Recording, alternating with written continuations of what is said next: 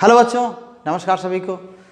तो बच्चों आज आपके सामने है साइंस 7th क्लास की लेकर के, और उसमें चैप्टर है जो अभी के सिलेबस में 16th चैप्टर है, वाटर अ प्रीशियस रिसोर्स। इसमें तो कोई डाउट नहीं है कि वाटर कितना बड़ा रिसोर्स है हमारे लिए। और उसमें जो कीवर्ड्स और एक्सरसाइजेस हैं उस पर हम थोड़ा बात करेंगे, और एग्ज़ाम के पॉइंट ऑफ व्यू से आपको थोड़ा स्ट्रेंथन करने के लिए उसकी बात करें। तो उससे पहले आपसे निवेदन है कि आप इस वीडियो को शेयर करें दूसरों को और लोगों तक पहुंचाइए जहां पर जिनको ज़रूरत हो। और अगर आप चैनल पर नए हैं तो चैनल को सब्सक्राइब कर लीजिए और अपने सुझाव और लाइक्स ज़रूर दें ताकि हम इस काम को और अच्छी तरह से आपके सामने रख सकें। तो बच्चों, इस चैप्टर के जो क्वेश्चंस हैं और उससे पहले हम कीवर्ड्स की बात करेंगे।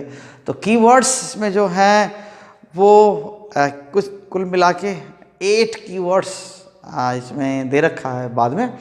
तो उन कीवर्ड्स में से जो पहला है वो क्या है? एक्विफर। ठीक है, एक्विफर क्या होता है? ये एक्विफर का मतलब रॉक्स के बीच जो वाटर है ना, उसको हम एक्विफर बोलते हैं। ऐसे तो वाटर टेबल है, जैसे कि ये मानते हैं ग्राउंड है और ये कहीं रिवर से जुड़ा हुआ है, ये ऐसा कुछ रिवर से जुड़ा हुआ है, या आप ये कहिए कि झील से जुड़ा हुआ, किसी लेक से जुड़ा हुआ है। और ये जो ठीक है, यहाँ से वाटर का कुछ हिस्सा यहाँ पर ऐसे ऐसे, ठीक है, ये ऐसे जुड़ा हुआ है। तो ये तो वाटर टेबल है जिसकी आप बात करते हैं कि अंडरग्राउंड वाटर है। तो यहाँ पर ये वाटर टेबल है, इसको हम वाटर टेबल, ठीक है, ये वाटर टेबल है, वाटर टेबल। और इससे भी नीचे क्या होता है? हाँ, तो और जगह जगह इसमें क्या होता है, थोड़ा रॉक्स के बीच में, हार्ड रॉक्स के बीच में जो पानी होता है, ठीक है, ये एक्विफर है। तो यहाँ पर ये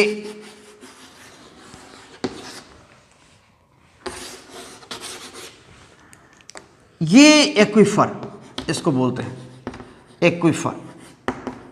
तो हार्ड रॉक्स के बीच जो वाटर है उसको हम एक्विफर बोलते हैं। This is below the water table. जो हम पानी यूज़ करते हैं बोरवेल के जरिए या ट्यूबवेल के जरिए, वो ये पानी यूज़ करते हैं जो यहाँ पर आपको दिखाया हुआ है। ये जुड़ा रहता है कहीं ना कहीं रिवर से, लेक से, या किसी वाटर सोर्स से जुड़ा रहता है।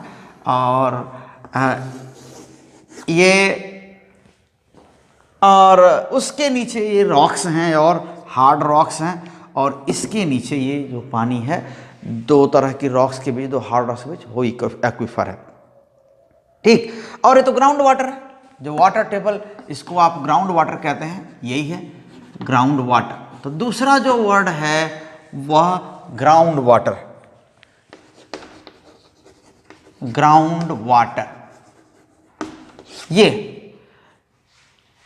और अगला जो है वर्ड वो वाटर हार्वेस्टिंग। तो हार्वेस्टिंग का मीनिंग समझते हैं आप क्रॉप्स की हार्वेस्टिंग तो जानते हैं कि तैयार होने के बाद क्रॉप्स को उसको कलेक्ट करना, जो फील्ड से वापस ले आना घर तक, वो क्या है? हार्वेस्टिंग है। वहाँ से जो मेच्योर्ड क्रॉप्स हैं उनको फील्ड से ले आना हार्वेस्टिंग बोलते हैं, काटना। तो वाटर हार्वेस्टिंग क्या है? क्या वाटर भी बोया जाता है? ऐसा नहीं है, लेकिन फिर भी क्या करते हैं हम? रेन वाटर हार्वेस्टिंग की वजह से बरसात हो रही है। आप जानते हैं कि जो रेन फॉल है वो हमारे लिए एक तरह से मेन सोर्स है, उसको हम अल्टीमेट सोर्स कहते हैं कि वाटर जो रेन फॉल है, rain fall is ultimate source for us.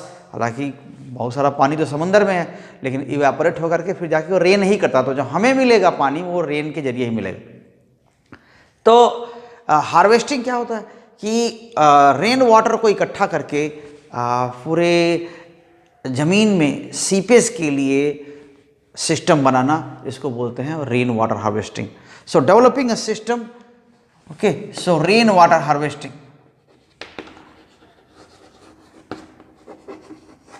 Rain water harvesting.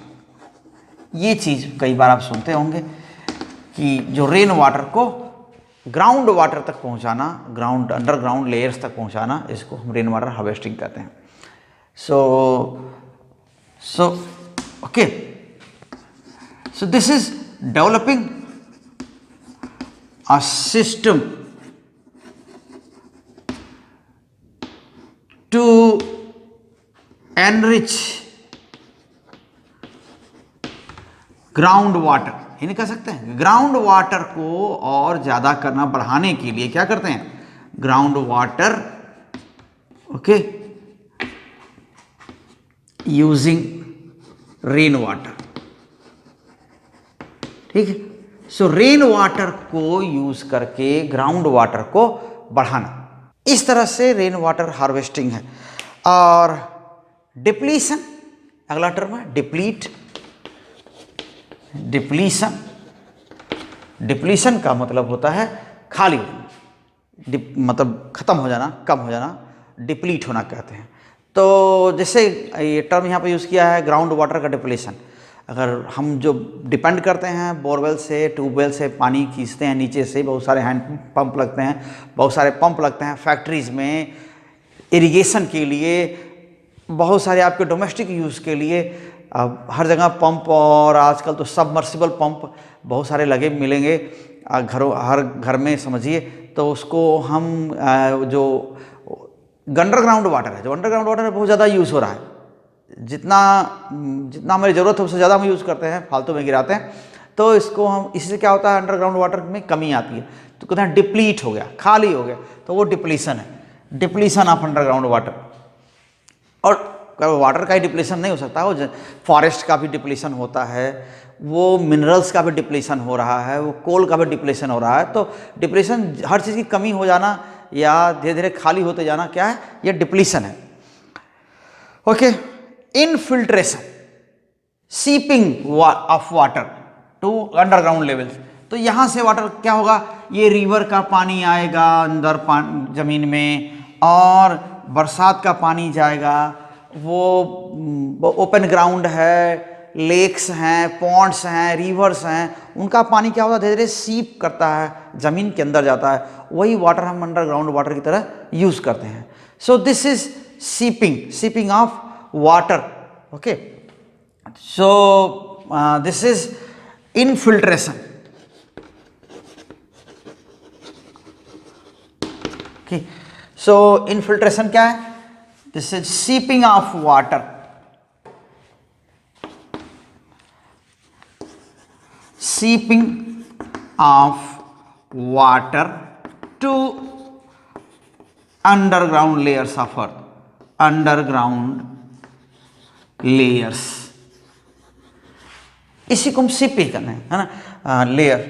तो वाटर कहाँ से, किसका water, seeping of water of ponds, rivers, ठीक है, रिवर्स, ये सब इनका पानी, लेक्स का, ये अंडरग्राउंड वाटर जाता। इवन ज़मीन का पानी भी क्या होगा, आप जैसे कि बहुत सारे फॉरेस्ट के बीच में पानी, बरसात हो रही है तो ट्रैप होता है, धीरे धीरे बहता है तो अंदर भी जाता है। ओपन ग्राउंड है जहाँ, वहाँ से पानी सीप का सीपेज होता है, वो भी अंदर जाता है। तो इससे क्या होगा, वाटर टेबल रिच होता है और उसमें बढ़ोतरी होती है। तो इसको हमें उसी को इनफिल्ट्रेशन बोलते हैं। वाटर टेबल, तो वाटर टेबल यही है, जो अंडरग्राउंड वाटर की जो लेयर है, जो लेवल है, कितना तक है, उसका हम वाटर टेबल कहते हैं। ठीक है, तो वाटर टेबल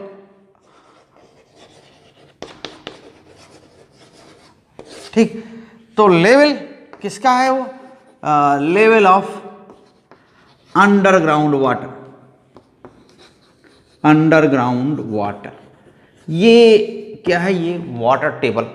इसको हम कहते हैं कि वाटर टेबल डाउन चला गया, वाटर टेबल ऊपर चला गया। तो ये जो कितना पानी है एक तरह से उसकी मेजर है, कितना होना चाहिए, वाटर टेबल कहाँ पर है, बोलते हैं ना कि इतना नीचे है, इतना नीचे है। जो ऊपर के टॉप सरफेस से 20 मीटर, 30 मीटर, 40 मीटर कितना नीचे वाटर टेबल है, ऐसे बोलते हैं कि ये चला गया नीचे। तो जो लेवल है अंडरग्राउंड वाटर का उसको हम वाटर टेबल के नाम से भी जानते हैं। इसके बाद क्या है, drip irrigation. Drip irrigation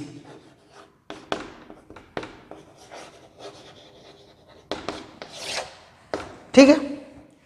drip irrigation में क्या होता है कि इसमें बहुत सारा नेटवर्क होता है, बहुत सारी पाइप्स होती हैं और उसमें कई ब्रांचेस बनी होती हैं। तो इस पाइप को ले जा के फैलाते हैं कहाँ पर, जैसे मान लीजिए कोई बागवानी लगाए हैं, कुछ खेती कर रहे हैं, प्लांटेशन हुआ है, मान लीजिए कि पपाया लगा है या गुआवा कहीं खेती हो रही है, कहीं पर आप ऑरेंज या लेमन की खेती हो रही है, तो वहाँ पर क्या करते हैं, पूरे ज़मीन को नहीं भरते हैं। जब पौधे छोटे होते हैं तो क्या करते हैं, जहाँ जहाँ पौधे होते हैं वहीं वहीं पर पाइप ले गए होते हैं, तो बहुत दूर तक पाइप्स का नेटवर्क होता है। उसमें पानी क्या होता है, टपकता रहता है, उसमें बना देते हैं इसके नोज़ल कि पानी उसके जो प्लांट है उसके पास में टपकता रहेगा, तो इससे वेस्ट नहीं होता पानी का और चारों ओर पानी फैला रहेगा पूरे खेत में। तो अभी ज़रूरत नहीं है छोटे पौधों को उसकी, तो क्या होगा, इवापोरेट भी होगा, वेस्ट भी होगा, ज़्यादा खर्च भी आएगा। तो इससे ड्रिप इरिगेशन क्या होता है, यही होता है, एक सिस्टम होता है पाइप्स का। Okay, network of pipes okay for irrigation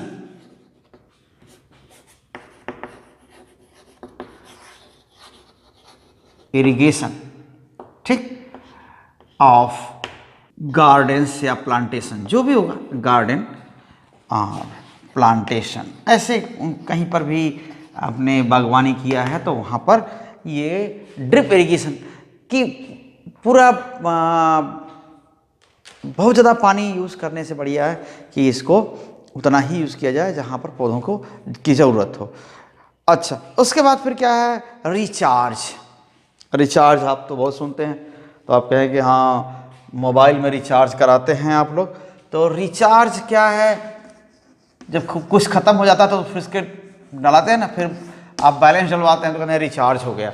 तो वैसे ही पानी भी ख़त्म हो जाएगा तो रिचार्ज, पानी ख़त्म होता है क्या, कम होता है तो उसका भी रिचार्ज होता है। तो नेचुरल, ऐसा नहीं कि आप रिचार्ज करेंगे 2-4-10 बाल्टी डाल देंगे रिचार्ज हो जाएगा, वो नेचुरली रिचार्ज होता है। वो तो नेचर ने बना रखा है अपना रिचार्ज होने का, कि कहीं पर भी बरसात होगी, जब भी होगी, तो फॉरेस्ट एरिया में से बहुत सारा सॉइल क्या होता है, फॉरेस्ट एरिया का सॉइल बहुत पोरस होता है, उसमें होल होते हैं, बहुत सारे इंसेक्ट होते हैं जो होल बना देते हैं अंदर तक, बहुत सारे पौधे की रूट्स होती हैं जो अंदर तक होल बना देती हैं।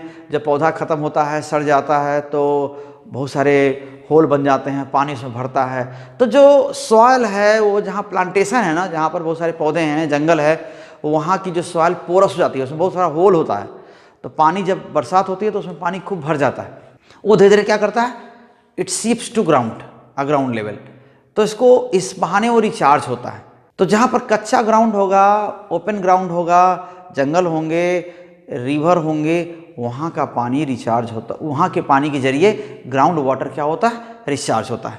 अब वैसे बहुत सारी सड़कें बन जाए, बहुत सारी फैक्ट्रीज बन जाए, बहुत सारे पक्के मकान बन जाएं, पूरे सिटी जानते हैं कहीं पर कच्ची ज़मीन जल्दी मिलती नहीं है, तो फिर पानी रिचार्ज होता नहीं, अंडरग्राउंड वाटर रिचार्ज होता नहीं पानी से, और वहाँ पर और कंजम्पशन बहुत ज़्यादा है, सिटीज़ में लोग बहुत ज़्यादा रहते हैं, पानी का बहुत ज़्यादा यूज़ करते हैं, वहाँ पर जो ट्यूबवेल्स हैं बहुत ज़्यादा चलते हैं, तो इसलिए वेस्ट बहुत ज़्यादा होता है पानी का।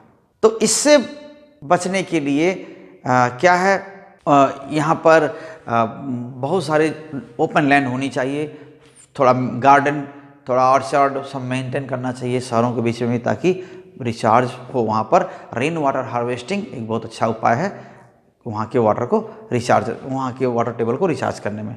तो ये रिचार्ज है। तो रिप्लेनिश इसको बोलते हैं ना, replenish water, replenish ground water. ये क्या हुआ, ये रिचार्ज। तो ये कीवर्ड्स हो गए। इसके बाद इसको आप देख लीजिए ध्यान से।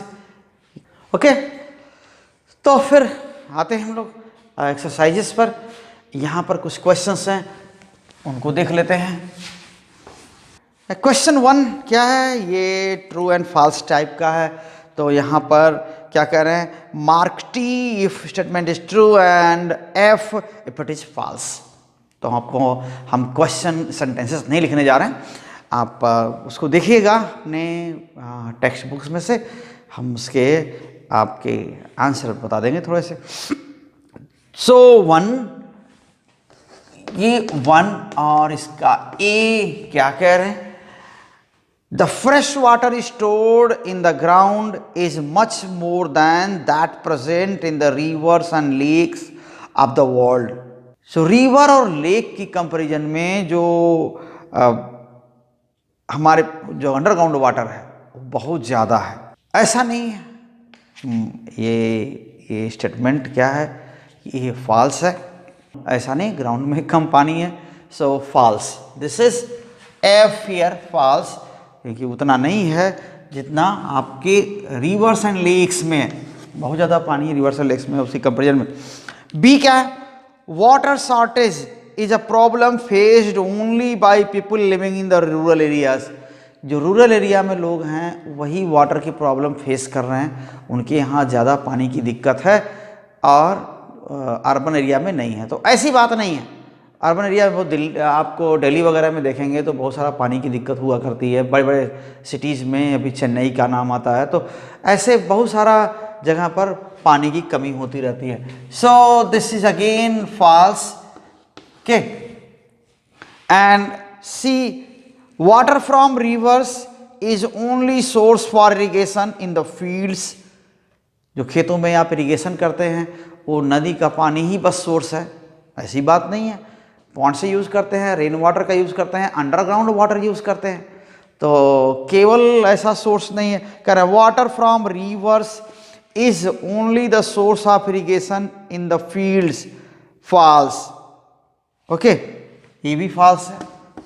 And D, rain is ultimate source of water, yes सही है। ओके, रेन हमारे लिए जो ये अवेलेबल वाटर है यूज़ करने के लिए, वैसे तो ओशियन में बहुत सारा पानी है तो अल्टीमेट सोर्स तो वो भी कहा जाना चाहिए, लेकिन हमारे लिए जो पानी हम यूज़ करते हैं इरिगेशन के लिए या अपने यूज़ के लिए, वो क्या है, हमारे अल्टीमेट सोर्स वही है, रेन ही है। एक्सप्लेन हाउ अंडरग्राउंड वाटर या ground water is recharged. So underground water कहीं से, लेक से, पॉन्ड से पानी क्या होता है, it seeps to the ground levels, you know, and this is question 2 here. Explain करना है ये कैसे रिचार्ज होता है underground water. Okay, so rain water,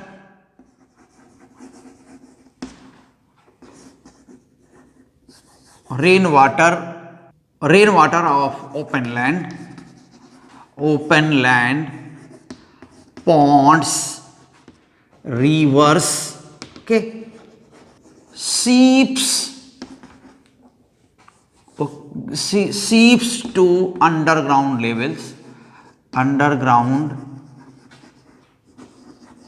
layers of soil, okay, slowly, and this goes continuously, ये चलता रहता है लगातार।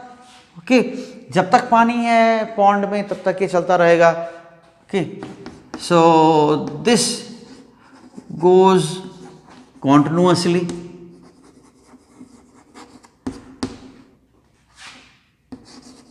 and naturally।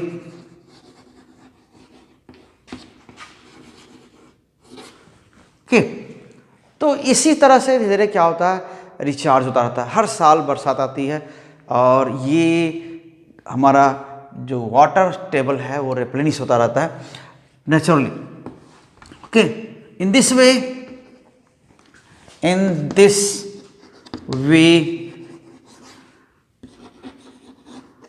Underground water is recharged.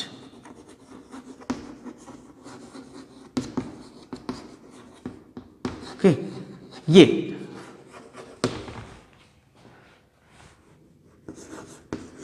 Question 3 क्या है, देर आर 10 ट्यूबवेल्स इन अ लेन। तो एक जगह किसी लाइन में से जाते हैं और एक साइड में पूरा 10 ट्यूबवेल्स हैं लगातार, यहाँ है थोड़ा, वहाँ है थोड़ा, वहाँ है, ऐसे करके थोड़ी थोड़ी दूर पर क्या है, ये ट्यूबवेल्स हैं 10। कह रहे हैं लेन ऑफ 50 हाउसेस, ठीक है ना, मतलब 50 घरों का एक लेन है, ऐसे एक साइड है और वहाँ पर 10 ट्यूबवेल्स हैं। क्या कह रहे हैं, what could be a long term impact of this on, what could be long term impact on the water table. तो धीरे धीरे क्या हो जाएगा, वहाँ पर वाटर लेवल या अंडरग्राउंड वाटर रिचार्ज होने का कोई तो सोर्स नहीं है, और ट्यूबवेल बहुत सारा वाटर क्या करते हैं वहाँ से ड्रॉ करते हैं, कंज्यूम करते हैं। तो ओवर यूज़ के लिए क्या होगा, बढ़ावा मिलेगा, और इस ओवर यूज़ से क्या हो जाएगा, धीरे धीरे वाटर टेबल वहाँ का डाउन हो जाएगा, क्योंकि रिचार्ज उस रेट से नहीं होगा जिस रेट से पानी बाहर लिया जाएगा। ओके, सो मोर ट्यूबवेल्स क्या करेंगे, okay, will cause overuse of water because of easy availability,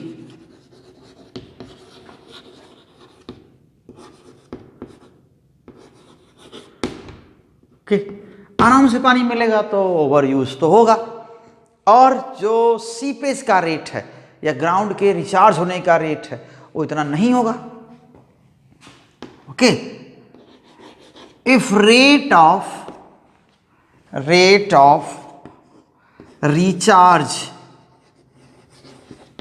of ground water okay not sufficient, then definitely this will lead to, then it will lead to depletion of water table, ठीक है। सो धीरे धीरे क्या होगा, water table down चला जाएगा, या water underground water क्या हो जाएगा, कम हो जाएगा, और डिप्लीशन ऑफ ग्राउंड वाटर कह सकते हैं, depletion of ground water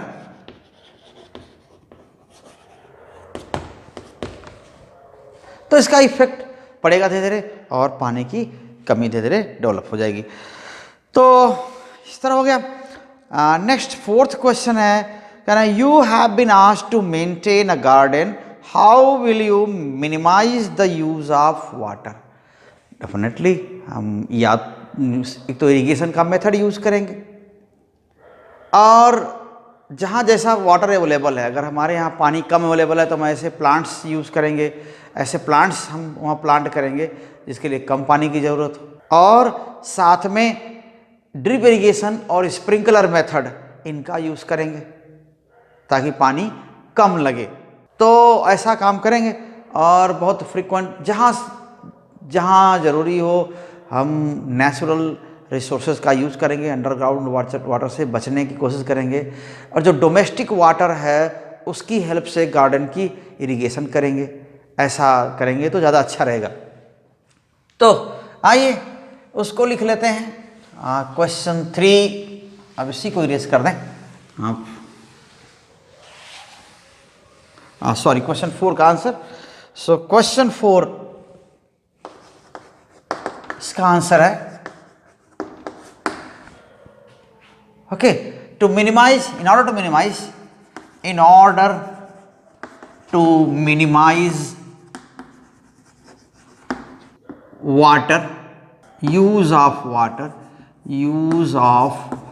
water in the garden garden,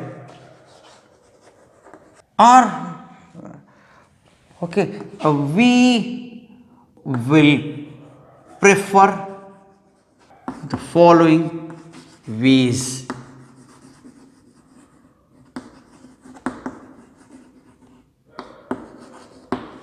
क्या करेंगे, इन तरीकों का हम चुनाव करेंगे। एक तो क्या हो सकता है, ए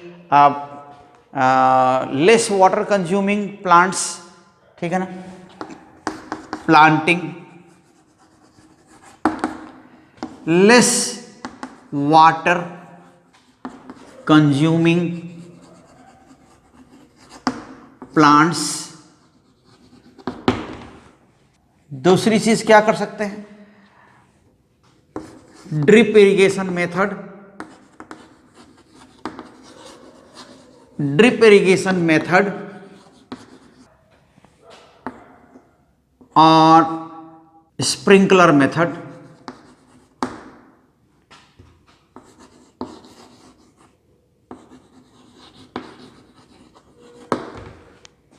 of irrigation, okay.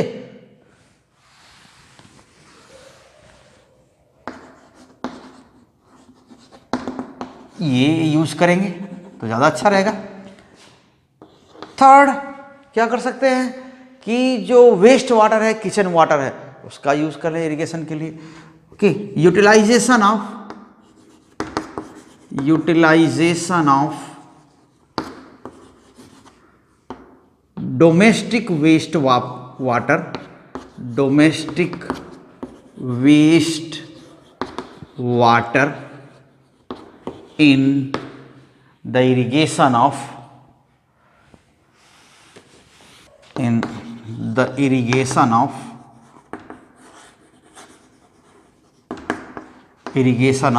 what, garden। तो ये कर सकते हैं, प्रिफर कर सकते हैं इस तरह की चीज़ों को, इन प्रैक्टिस को आप फॉलो कर सकते हैं, okay. Can I explain the factor responsible for depletion of water table. तो ये तो कॉमनली आप जानते हैं कि over use of water, okay, decrease in open land, जहाँ पर सीपेज एरिया का जो डिक्रीज है वो हो जाता है, धीरे धीरे क्या हो जाएंगे, जो पॉन्ड्स और लेक्स कम होते जा रहे हैं नंबर में, वो हो जा रहा है।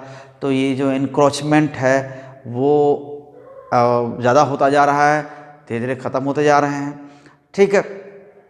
और इसके बाद पॉपुलेशन बढ़ रही है तो डिमांड उसके बढ़ रहा है, इंडस्ट्रियलाइजेशन है, उसका भी डिमांड, वो भी वाटर के ओवर यूज़ को बढ़ावा दे रहा है। और तो ये कुछ चीज़ें हैं जो वाटर के और एग्रीकल्चर एक्टिविटी जो आप पॉपुलेशन, ग्रोइंग पॉपुलेशन के डिमांड को पूरा करने के लिए ज़्यादा आपको ग्रो करना पड़ता है, एग्रीकल्चर प्रोडक्ट को, एग्रीकल्चर क्रॉप्स को ग्रो करना पड़ता है, इसमें भी इरिगेशन होता है और वाटर यूज़ होता है। हर जगह बरसात के पानी का ही यूज़ नहीं हो पाता, बहुत सारा अंडरग्राउंड वाटर क्या होता है, यूज़ होता है।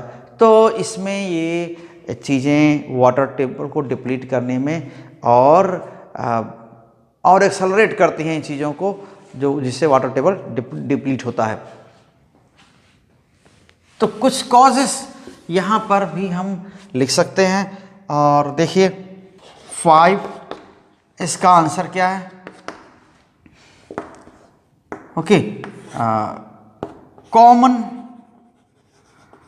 Causes for depletion of water table. Water table का डिप्लीशन के लिए क्या है, आर। ये क्या है, एक तो इंक्रीजिंग पॉपुलेशन, दूसरी चीज क्या है, इंडस्ट्रियलाइजेशन,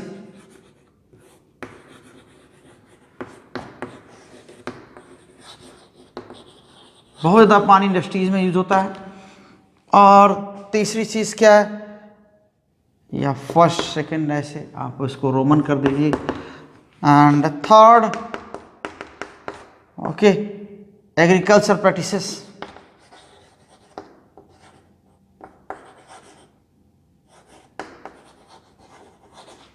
प्रैक्टिसेस,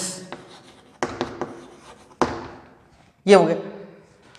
तो इनमें क्या होता है, तीनों में अगर हम थोड़ा थोड़ा इन पॉइंट्स को लिख लें अलग से तो क्या मिल जाएगा, हम इजीली बता सकते हैं कि क्या करें इंक्रीजिंग पॉपुलेशन के लिए। तो फिर आप जो रेजिडेंशियल स्ट्रक्चर खड़ा करने के लिए वहाँ पर काफ़ी लैंड का ऑक्यूपेशन होता है, सिटीज़ का साइज बढ़ता जा रहा है, इससे ओपन लैंड क्या हो रहा है, कम होता जा रहा है। ठीक है, हाँ। तो फिर क्या हो जाएगा, to meet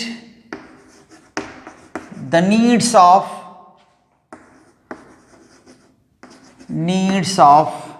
increasing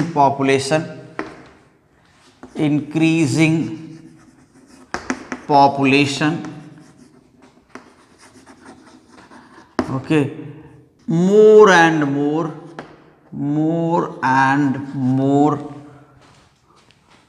roads, buildings,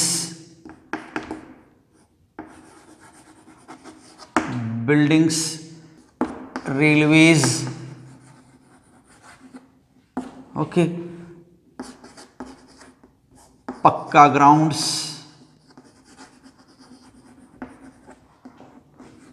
are being constructed, ये होता है सारा चीज़। बहुत सारे रोड बन रहे हैं, बहुत सारे बिल्डिंग बन रही हैं, बहुत सारे पक्का ग्राउंड बन रहे हैं, फैक्ट्रीज बन रही हैं। ठीक है, तो इससे क्या हो रहा है कि जो ओपन एरिया है, जो सीपेज एरिया है, वो धीरे धीरे कम हो रहा है। Okay, so this leads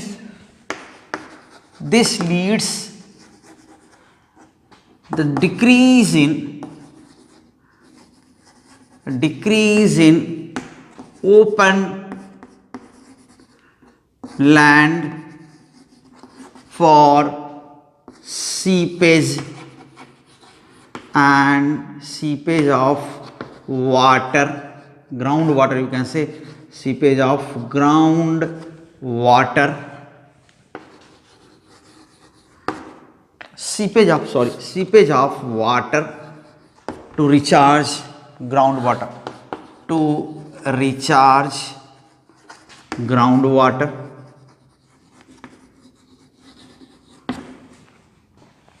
okay. बहुत सारे लेक्स और पॉन्ड्स वैनिश हो जा रहे हैं, ख़त्म हो जा रहे हैं, और इससे वाटर टेबल नीचे जा रहा है, सीपेज की कमी पड़ रही है। इंडस्ट्रीज, ठीक है, industrialisation,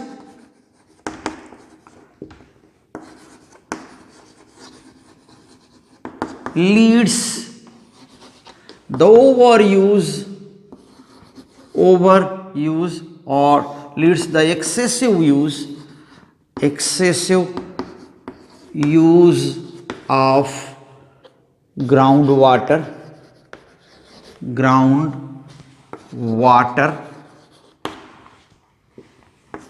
and vanishing the ponds, forest land,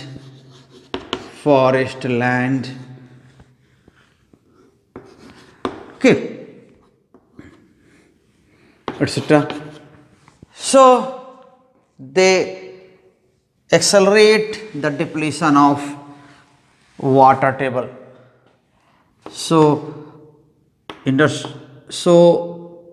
this accelerates, तेज कर देता है ना, वाटर डिप्लीशन को। The depletion of water table, ये वाटर टेबल को खाली होने में और एक तरह से बढ़ावा देता है इसको। अब इसके बाद देखिए क्या है, नेक्स्ट है 6th क्वेश्चन में फिल इन द ब्लैंक्स, ऐसा करके है। तो कह रहे हैं अप्रोप्रिएट वर्ड्स यूज करके आप क्या करिए, ब्लैंक्स को फिल करिए। कह रहे हैं people obtain ground water through blank and blank, 2 blanks हैं, तो क्या हो जाएगा, अंडरग्राउंड वाटर हम कैसे पाते हैं, एक तो वेल या कुएं से पाते हैं या ट्यूबवेल से पाते हैं। तो वेल एंड ट्यूबवेल ऐसे इस तरह हमको मिलता है। तो क्वेश्चन 6 इसका आंसर क्या हो जाएगा? ठीक है, वेल पहले ब्लैंक में भरेंगे। और ये क्या है? A6 का a well and tubewell. Okay, tubewell ये इसका आंसर होगा। B 3 forms of water are. Water के 3 फॉर्म्स मतलब क्या है? आप सॉलिड, लिक्विड एंड गैसियस। तो एक तरह से तीनों फॉर्म क्या है? सॉलिड में आइस है और लिक्विड में तो पानी है ही है, और स्टीम जो वेपर है वो वाटर वेपर है। ठीक, तो सॉलिड, लिक्विड एंड गैस ये फॉर्म्स हैं। तो बी क्या है? सॉलिड। सॉलिड में क्या है? आइस। ठीक है, लिक्विड में आपका वाटर फॉर्म है ही है। ठीक है, एंड गैसियस, गैस तो water vapour, water vapour.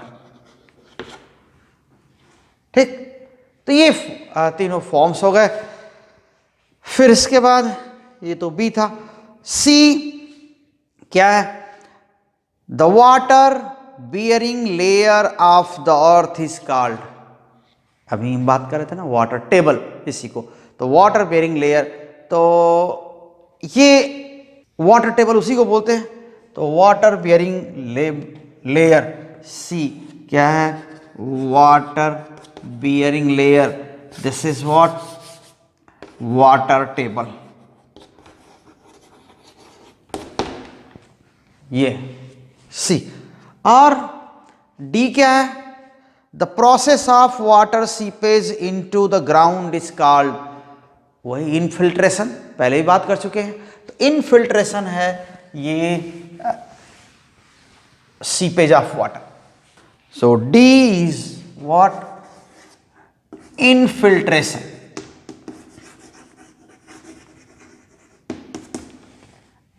Okay, तो ये हो गए फिल इन द ब्लैंक्स।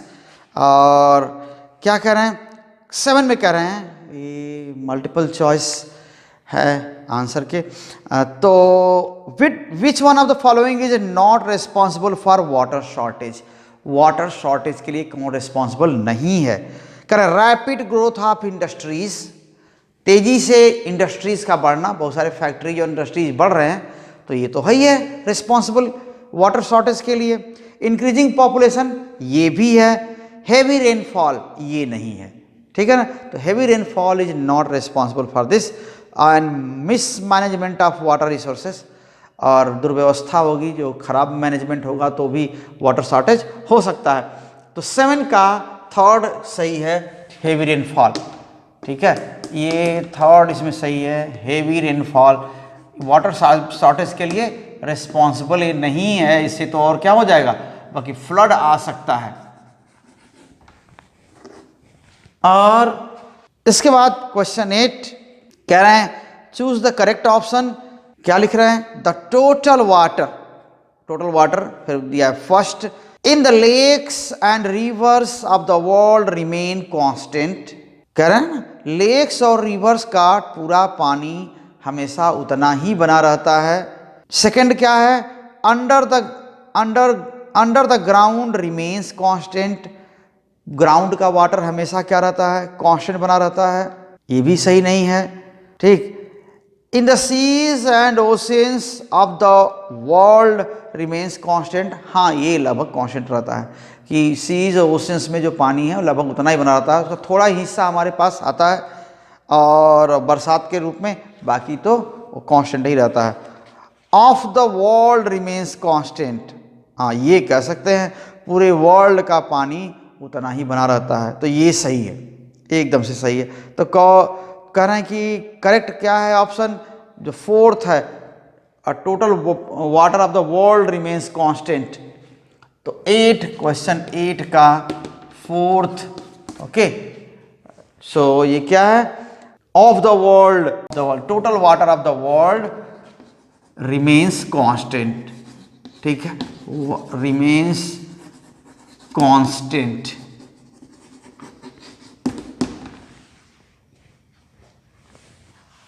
ये हो गया 8। 9 क्या कह रहे हैं? Make a sketch showing ground water and water table, label it. अभी हमने बनाया था। क्वेश्चन 9 में आप वाटर टेबल बना देंगे। ये आपके बुक में, ये जो पेज 198 पर है पुरानी बुक में और लिखा है ground water and water table. ये इसका स्केच बनाना है, इसको ज़रूर एक बार प्रैक्टिस कर लीजिएगा।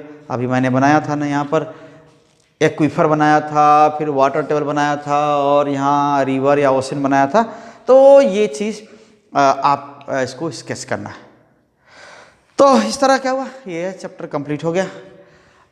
फिर आप इसको ज़रूर देखिएगा, एक दो बार देखेंगे तो इतना सिंपल कॉमन चीज़ है जो आप सोशल साइंसेस में भी पढ़ते हैं, तो ये आपके लिए तैयार हो जाएगा और एग्ज़ाम इससे आप अच्छी तरह दे पाएंगे।